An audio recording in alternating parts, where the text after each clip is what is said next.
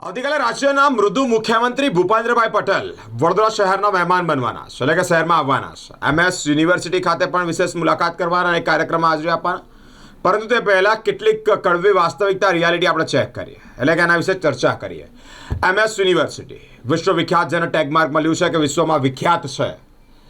MS university અનેકવાર ચર્ચામાં રહેતી હોય છે. આ MS યુનિવર્સિટીમાં મુખ્યમંત્રી આવવાના હોય તેવી વાત સામે આવી, જેને લઈને હાલ અત્યારે સાફ સફાઈની ઝુંબેશ ખૂબ તાબડતોડ ચાલી રહી છે, એટલે કે બહુ સ્પીડી વર્ક થઈ રહ્યું છે. એટલું જ નહીં, રંગરોગાન પણ થઈ રહ્યું છે.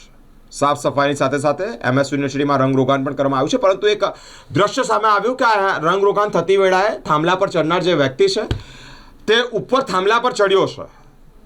સાથે એટલું જ નહીં, કોઈ પણ પ્રકારની સેફટી વગર નીચે પટકાય. તમે એવા ઘણા કિસ્સાઓ જોયા હોય કે મોટી મોટી બિલ્ડિંગો પર વ્યક્તિઓ જ્યારે ચડે છે ત્યારે નીચે પટકાતા હોય છે, પડતા હોય છે અને મોતને ભેટતા હોય છે. તેઓ નીચે પડે, પટકાય, કોણ જવાબદાર? મુખ્યમંત્રી તો આવતીકાલે આવીને જતા રહેશે, પરંતુ જો કોઈનો જીવ જાય તો એ બાબતે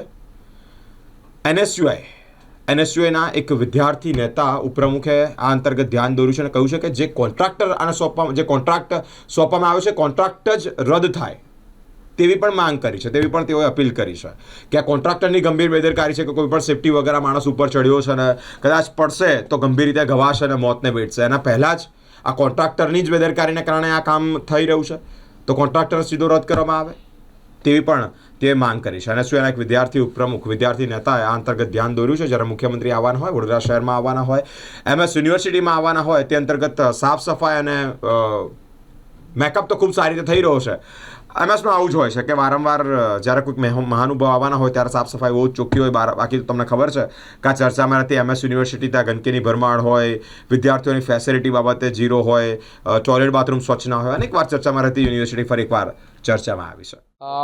જે રીતે વાતો ચાલી રહી છે કે આવતીકાલે ગુજરાતના CM આવી રહ્યા છે અને વડોદરા શહેર ખાતે આવી રહ્યા છે અને આપણી MS યુનિવર્સિટીમાં પણ આવવાના છે એવી વાતો ચાલી રહી છે. ત્યારે જે રીતે જ્યાં પણ CM કે PM જાય ત્યાં રંગોરોપાણનું કામકાજ ચાલુ થઈ જતું હોય છે તાત્કાલિક. એ જ રીતે MS યુનિવર્સિટીમાં પણ રંગોરોપાણનું કામકાજ થઈ ગયું છે. સવારથી અહીંયા લાઇટો તો નથી જોકે, પણ અહીંયાના જે વીજ પોલ પર જે કલર અને સમારકામ માટે ચડેલા છે તેઓને કોઈ પણ જાતની સેફટીનું જે છે ઇક્વિપમેન્ટ આપવામાં આવ્યા નથી. આજે આ મજૂર જ્યારે જીવ ગુમાવે કે ના બનવાનો બનાવ બને, ઈજા થઈ જાય તો એનું જવાબદાર કોણ રહેશે? એના પરિવારનું શું, એની જીવનનું શું, એની જવાબદારી કોણ લેવાનું છે? અગાઉ પણ તમે જોશો કે ફાઇન આર્ટ્સ ફેકલ્ટીમાંથી એક મજૂર પડી ગયો હતો અને એના પગે ગંભીર ઈજા થઈ હતી. તો આ મજૂરને જો કોઈ ઈજા થશે તો એનો જવાબદાર કોણ રહેશે? એટલે આ અંગે પણ જે છે આ સત્તાધીશોએ વિચારવું જોઈએ ને આ સત્તાધીશોએ જે છે કડક રીતે કામ કરવું જોઈએ. જે કોન્ટ્રાક્ટર છે એને પણ કડક રીતે સૂચના આપવી જોઈએ.